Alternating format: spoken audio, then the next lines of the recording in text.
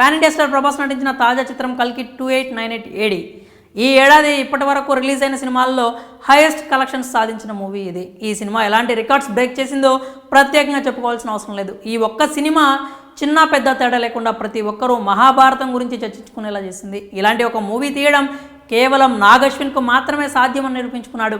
హాలీవుడ్కి ఏమాత్రం తీసుకునే విధంగా కల్కి సినిమాని నాగశ్విన్ తెరకెక్కించారు. ఇక ఈ సినిమాకి పార్ట్ 2 ఉన్న సంగతి కూడా తెలిసిందే. ఈ పార్ట్ 2 అయితే ఇప్పట్లో రాదనే విషయం అందరికీ తెలిసిపోయింది. కానీ కల్కి సీక్వెల్ మూవీ టైటిల్ విషయంలో మాత్రం ఓ ఇంట్రెస్టింగ్ బజ్ అయితే వినిపిస్తోంది. అదేంటో మనం ఇప్పుడు చూసేద్దాం.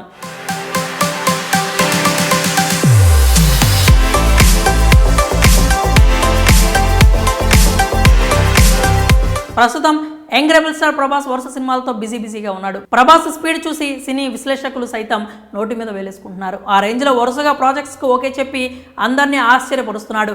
తాను పరుగులు పెట్టడమే కాకుండా దర్శకులను కూడా డార్లింగ్ పరుగులు పెట్టిస్తున్నాడు. ఇక ఈ ఏడాది ఆల్రెడీ కల్కి మూవీతో బ్లాక్ బస్టర్ హిట్ అందుకున్న ప్రభాస్ ఆల్రెడీ కల్కి 2898 AD సినిమాకు సీక్వెల్ను కూడా అనౌన్స్ చేశారు.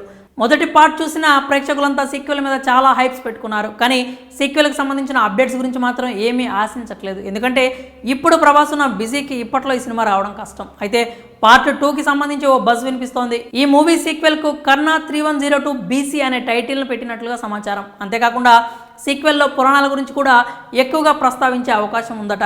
కల్కి మొదటి పార్ట్ను కర్ణుడి క్యారెక్టర్తోనే ముగించిన సంగతి తెలిసిందే. కాబట్టి సీక్వెల్ మొత్తం కూడా దాదాపు ఈ పాత్ర చుట్టూనే తిరిగే అవకాశం లేకపోలేదు. అందుకోసమే సీక్వెల్లో కర్ణ 3102 BC అనే టైటిల్ని పెట్టినట్టు తెలుస్తోంది. కర్ణుడికి అశ్వత్థామకు మధ్య చాలానే సన్నివేశాలు కూడా ఉండనున్నాయని సమాచారం.